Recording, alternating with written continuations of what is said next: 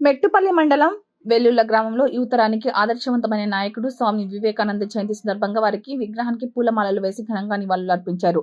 ఈ సందర్భంగా వారు మాట్లాడుతూ ప్రపంచానికి ఆదర్శంగా నిలిచి భారతీయ సంస్కృతి సంప్రదాయాలకు ప్రపంచానికి చాటి చెప్పిన దిశాలి అని నేటి యువతరం ఆధునిక పోకడాలతో వక్ర మార్గం పడుతూ దుర్వ్యసనాలకు లోనవుతున్నారని, గంజాయి మత్తు పదార్థాలకు దూరంగా ఉండి శారీరక సౌష్ఠవాన్ని పెంచుకోవడానికి క్రీడా ప్రాంగణాల వైపు దృష్టి మళ్లించాలని, మానసిక ఆందోళనతో ఆత్మహత్య చేసుకోకుండా సానుకూల దృక్పథంతో ముందుకు వెళ్లాలని, తద్వారా ఆదర్శవంతమైన సమాజాన్ని నిర్మించాలని నేటి యువతరానికి స్వామి వివేకానంద బోధించిన బోధనలు సరిపోతాయని, వారు కలలు కన్న దేశాన్ని నిర్మించాలని వారు పేర్కొన్నారు. ఈ కార్యక్రమంలో యువ సత్యనారాయణ, సామాజిక కార్యకర్త విష్ణువర్ధన్ రాజు, రాజశేఖర్, రాకేష్, గణేష్, సత్తుల్, నరేష్, ఉపేంద్ర, స్వామి తదితరులు పాల్గొన్నారు. స్వామి వివేకానంద గారు హిందూ మహాసభలు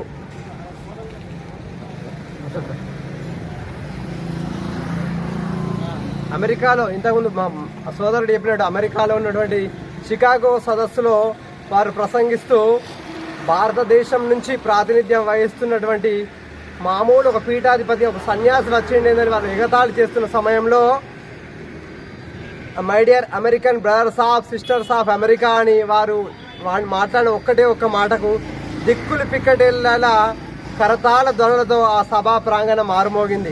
అప్పటి నుంచి మొదలైనటువంటి మన భారతదేశ ప్రతిభా పాఠవాలు, మన మహాభారతం, వేదాలు, రామాయణం, భాగవతము, భగవద్గీత, ఇలా అనేక పురాణాలు, ఉపనిషత్తులు అన్నీ ప్రపంచ దేశాలకు చాటి చెప్పినటువంటి మహానాయకుడు స్వామి వివేకానంద గారు మన దేశంలో జన్మించడం చాలా గర్వకారణం మనకు. ఈరోజు ఏమైతుంది, యూత్ అంటే బూత్ అనుకుంటున్నారు. యూత్ అంటే బూత్ కాదు, నా దృష్టిలో యూత్ అంటే బూత్ కాదు, బంగారు బాత అని నేను భావిస్తాను. ఎందుకంటే యూత్ లేకపోతే ఏది కూడా ముందుకు వెళ్ళలేదు. రాజకీయంలో కానీ, సామాజికంగా, రాజకీయంగా, ఆర్థికంగా, ఉద్యోగపరంగా ఏ రంగంలో తీసుకున్న యువత భాగస్వామ్యం ఎక్కువగా ఉంటుంది. ఎందుకంటే ప్రపంచ దేశాలలోనే యువత ఎక్కువ ఉన్నటువంటి దేశం మన భారతదేశం. మరి ఇలాంటి యువత ఒక్కొక్కసారి నిర్వీర్యం అయిపోతుంది, గంజాయికి బానిస అయిపోతుంది, మత్తు పదార్థాలకు లోనైపోతున్నటువంటి యువత. ఆ యువత అలవాట్లను, దురలవాట్లను మానుకొని గంజాయి వద్దు, గ్రౌండే ముద్దు అన్నట్టుగా శారీరక సౌష్ఠవాన్ని పెంచుకోవడానికి క్రీడా ప్రాంగణాల వైపు దృష్టి మళ్లించాలి.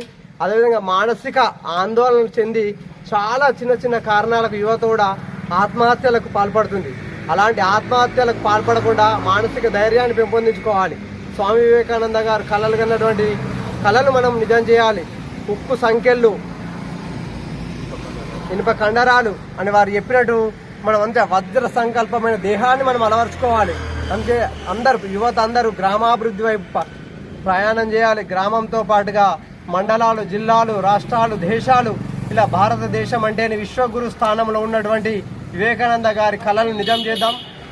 ఈ అవకాశం ఇచ్చినటువంటి మా యువకులకు, మా సోదరులందరికీ హృదయపూర్వక ధన్యవాదాలు తెలియజేస్తూ స్వామి వివేకానంద గారికి